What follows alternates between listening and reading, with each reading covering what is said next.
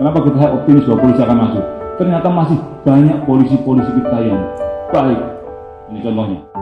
Jadi masyarakat ini merasa resah, ada yang telanjang, bahkan ada yang ngelempar batu.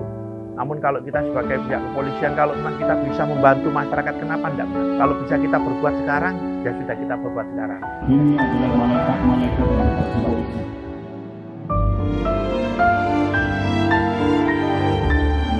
Per hari ini pasien yang kita rawat ada 40 kemudian, yang 37 itu laki-laki, yang 3 perempuan.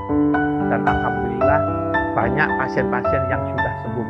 Total 174 yang sudah pernah kami rawat. Sembuh total. Poluan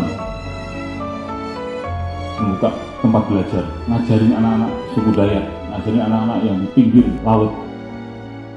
Di Aceh ketemu ada Ustadz Paneng, orang Babin Kamtimas Manusia 3, yang terus memiliki pesantren. Tolong didatakan dengan bukti-bukti yang nanti kita upayakan bisa mendapatkan reward yang seperti ini. Tapi yang genuine, yang asli. Mungkin mereka lebih pantas jadi perwira daripada saya.